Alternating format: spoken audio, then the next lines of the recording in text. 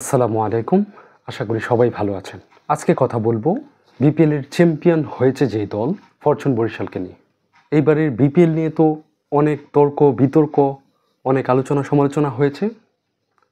আপনারা তো অলরেডি এই বিষয়গুলো নিয়ে অবশ্যই বিরক্ত হয়ে আছেন, কিন্তু সব কিছুর পরে ফাইনাল যে খেলাটা হয়েছে বা বিপিএলের যে ম্যাচগুলো হয়েছে সেগুলো কিন্তু অবশ্যই উপভোগ্য হয়েছে। মাঠের খেলায় কিন্তু দর্শক ঠিকই আনন্দ পেয়েছে। যাক, ওই দিকে আর না যাই। ওইটা তো বিপিএল যতদিন থাকবে, মানে আমাদের দেশে বাংলাদেশ প্রিমিয়ার লিগ এই খেলাটা যতদিন থাকবে, আমাদের বিপিএল নিয়ে এই তর্ক বিতর্কটা ততদিনই থাকবে। এইবারের বিপিএলে টোটাল 7টা দল অংশগ্রহণ করেছিল, কিন্তু সবাই তো আর চ্যাম্পিয়ন হবে না। চ্যাম্পিয়ন তো একজনই হবে, আর সেটাই হয়েছে।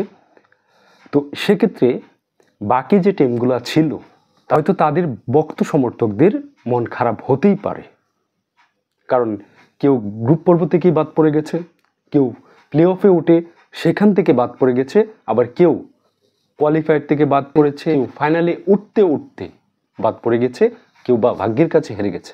মানে আমি খুলনা টাইগার্সের কথা বলছি। এখন যেই দলটা এবারে বিপিএল চ্যাম্পিয়ন হয়েছে, ফরচুন বরিশালের কথা বলছি। আপনারা তো অলরেডি জানেন যে এই দলটা চ্যাম্পিয়ন হয়ে গেছে। এই দলটা চ্যাম্পিয়ন হবে না তো কোন দল চ্যাম্পিয়ন হবে? আপনারাই বলেন। ফরচুন বরিশাল যেই রকম টিম করেছে, তারা বিপিএল এর আগে থেকেই সব দিক থেকে বলা হচ্ছিল যে কাগজে কলমে আপনি যেই দিক থেকে বিচার করেন, একমাত্র চ্যাম্পিয়নের দাবিদার হচ্ছে ফরচুন বরিশাল। যেই টিমে তামিম ইকবালের মতো ক্যাপ্টেন আছে, খেলোয়াড় আছে, তামিম ইকবালের মতো একজন লিডার আছে, ওই টিম চ্যাম্পিয়ন হবে না তো কোন টিম চ্যাম্পিয়ন হবে? যেই টিমের মধ্যে এত এত প্রফেশনালিজম আছে, ফরেন প্লেয়ার বলেন, দেশি প্লেয়ার বলেন, সব দিক থেকেই তারা যে একটা মুনশিয়ানা দেখিয়েছে, তো এই টিম চ্যাম্পিয়ন হবে না তো কোন টিম চ্যাম্পিয়ন হবে আপনারাই বলেন। বরঞ্চ এই টিমটা যদি এইবারের বিপিএলে চ্যাম্পিয়ন না হতো, তাহলে সেটা তাদের প্রতি অন্যায় হতো, তাদের ভাগ্যের প্রতি অবিচার করা হতো। এই টিমটা অবশ্যই অবশ্যই চ্যাম্পিয়ন হওয়ার দাবি রাখে। এই তো গেল তামিম ইকবালের পার্টটা। আর এই বিপিএলটা যখন থেকে শুরু হয়েছে, তখন থেকেই এই টিম ফ্র্যাঞ্চাইজির যে মালিক আছেন, তিনি বলছেন যে আমি এই টিমটার জন্য সম্পূর্ণ তামিম ইকবালকে স্বাধীনতা দিয়েছি। সেই সাথে এই টিমের সাথে আছে মাহমুদুল্লাহ রিয়াদ এবং মুশফিকুর রহিম। তারা তিনজনে মিলে, এবং টিম ম্যানেজমেন্ট এবং ফ্র্যাঞ্চাইজি মালিক, তারা সবাই মিলে ওপেনলি খুবই স্বাধীনভাবে তারা কাজ করেন তাদের দলের জন্য, তারা ম্যাচ জেতার জন্য। যেই প্লেয়ারকে দরকার, এখানে কোনো টাকা ফ্যাক্ট না, সেটা শুরু থেকেই। এবং আজকে তো টিম ম্যানেজমেন্টের কাছ থেকে শোনা গেছে, পাকিস্তানি যে বলারটা খেলিয়েছিল মোহাম্মদ আলীকে, সেই মোহাম্মদ আলী 5টা উইকেট পেয়েছে। অনেকে হয়তো ভাবছে সে হঠাৎ করেই ফরচুন বরিশাল কোথা থেকে তাকে উড়িয়ে আনলো বা কোথা থেকে তাকে ধরে আনলো, কিন্তু আসলে না। ম্যানেজমেন্টের পক্ষ থেকে জানানো হয়েছে যে তামিম ইকবাল এই পাকিস্তানি বলারটাকে যে খেলাবেন, সে তাকে 6 মাস আগে, বিপিএলের 6 মাস আগে তাকে চুক্তি করিয়ে রেখেছিলেন। তাহলে চিন্তা করুন যে এই টিমটা কত ওয়েল প্ল্যান্ড, ওয়েল অর্গানাইজড, যেগুলা অন্য টিমের ক্ষেত্রে চিন্তাই করা যায় না।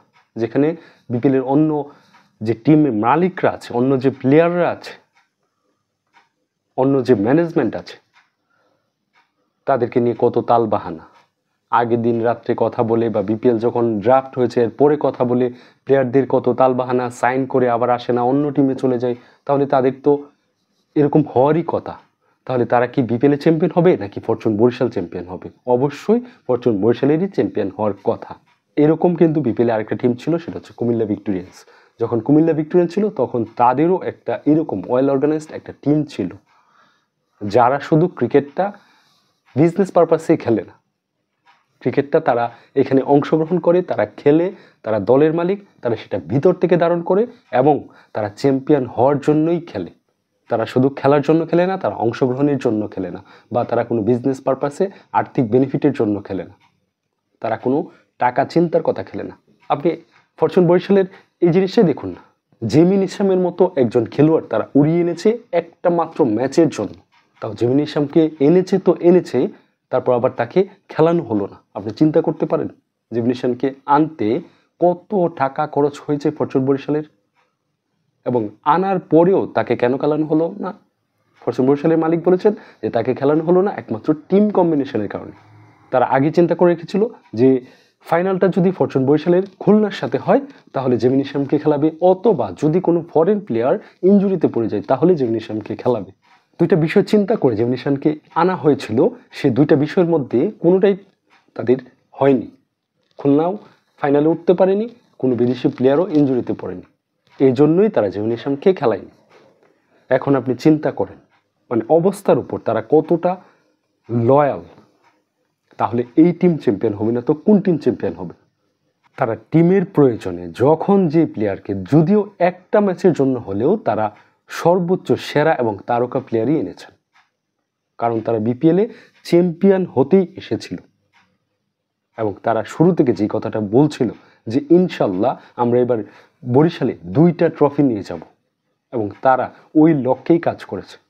আর তারা যে লক্ষ্যে কাজ করেছে, তারা যে চ্যাম্পিয়ন হওয়ার জন্য কাজ করেছে, তখন তাদের দল গড়া বা দলের যে প্লেয়ারদেরকে নেওয়া ওইটা দেখেই কিন্তু বোঝা গেছে। নামকা ওয়াস্তে তারা বিপিএলে আসেন, তারা বিপিএল এসেছে রাজ করতে, চ্যাম্পিয়ন হতে। এরপর যদি আমি দেশীয় প্লেয়ার কালেকশনের কথা বলি, বাংলাদেশের ন্যাশনাল টিমে খেলে এরকম কোন প্লেয়ার নেই?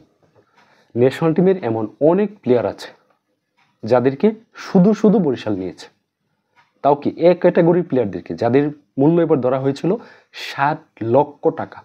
তারা রিশাদ হোসেনকে 60 লক্ষ টাকা দিয়ে কিনেছে এক ক্যাটাগরি থেকে, যেটা অন্য কোনো একটা ফ্র্যাঞ্চাইজি, বাকি 6টা ফ্র্যাঞ্চাইজি সাহস করতে পারেনি যে রিশাদের মতো এরকম একজন খেলোয়াড়কে তাদের দলে নেবে 60 লক্ষ টাকা দিয়ে। তারা হয়তো চিন্তা করেছে যে এর থেকে আরও অনেক ভালো মানের খেলোয়াড়, বিদেশি খেলোয়াড়, ফরেন খেলোয়াড় আমরা 2-3টা খেলাতে পারবো, তাহলে কি দরকার আছে রিশাদের মতো একজন খেলোয়াড়কে দলে নিয়ে। কিন্তু আপনি দেখুন এই রিশাদেই কিন্তু ফাইনাল জয়ের, বরিশালের ফাইনাল জয়ের একটা বিশাল ভূমিকা রেখেছে। বরিশালের ফাইনাল জয়ের কিন্তু টার্নিং পয়েন্টেই এই রিশাদ হোসেন। রিশাদ যদি 6 বলে 18 রান না করতো তাহলে কিন্তু বরিশাল এই ম্যাচটা হারতেও পারত, কারণ শেষে এমন একটা অবস্থা হয়েছিল যে বরিশালের থেকে ম্যাচটা চট্টগ্রামের দিকে চলে যাচ্ছিল। তাহলে যেই টিমটা রিশাদের মতো প্লেয়ারের পিছনে এরকম বাজি ধরতে পারে, তাহলে এই টিমটা চ্যাম্পিয়ন হবে না তো কোন টিমটা চ্যাম্পিয়ন হবে? যেই দল, যেই ফ্র্যাঞ্চাইজি মাহমুদুল্লাহ রিয়াদকে নিতে পারে, মুশফিকুর রহিমের মতো খেলোয়াড়কে নিতে পারে, আমি শুধু নির্দিষ্ট কয়েকটা নাম বলছি, জাতীয় দলের ম্যাক্সিমামই খেলোয়াড়ই ফরচুন বরিশালে আছে, তাহলে এই দল চ্যাম্পিয়ন হবে না তো কোন দল চ্যাম্পিয়ন হবে? তাদের ম্যানেজমেন্ট, ফ্র্যাঞ্চাইজি খুবই স্ট্রং একটা অবস্থানে দাঁড়িয়ে আছে। বিপিএলে যেখানে অন্য দলগুলোর ফ্র্যাঞ্চাইজি মালিকদের বিভিন্ন ধরনের কথাবার্তা, প্লেয়ারদের পেমেন্ট ইস্যু এবং প্লেয়ারদেরকে ছোট করে কথা বলা, ওই ধরনের কথাই তো একবার সোশ্যাল মিডিয়া একবার ছড়িয়ে পড়েছে। কিন্তু আপনি বিপিএল শুরুর পর থেকে এখন পর্যন্ত ফরচুন বরিশালের কোনো একটা শব্দ কি আপনারা শুনতে পেয়েছেন? প্লেয়ারদের পেমেন্ট থেকে শুরু করে কোনো প্লেয়ার পারফর্ম করছে না তাকে কেন একাদশে রাখা হচ্ছে, বা ক্যাপ্টেন, ফ্র্যাঞ্চাইজি মালিক বা ম্যানেজমেন্টের সাথে কোনো কনফ্লিক্ট আপনারা শুনেছেন? শুনেননি। তাহলে এই দল চ্যাম্পিয়ন হবে না তো কোন দল চ্যাম্পিয়ন হবে? যে ফ্র্যাঞ্চাইজির মালিক একজন ক্যাপ্টেনকে পূর্ণাঙ্গ স্বাধীনতা দেয় এবং ক্যাপ্টেনকে বলে যে তুমি যেই প্লেয়ারকে খুশি সেই প্লেয়ারকে আনতে পারো এবং 1 বছরের প্ল্যান করতে পারো। এইরকম স্বাধীনতা যে ফ্র্যাঞ্চাইজি একজন অধিনায়ককে দিবে, তো সেই দল চ্যাম্পিয়ন হবে না তো কোন দল চ্যাম্পিয়ন হবে? ফরচুন বরিশাল চ্যাম্পিয়ন হওয়ার জন্য এরকম আরও অনেক কারণ আছে, এগুলো যদি বলতে শুরু করি তাহলে শেষ হবে না। এবারে বিপিএলে যতই আলোচনা সমালোচনা হোক না কেন, তবে চ্যাম্পিয়ন যে দলটা হয়েছে সেই যোগ্য দলটাই চ্যাম্পিয়ন হয়েছে, এখানে কারো কোনো কিন্তু নেই, কোনো দ্বিমত নেই।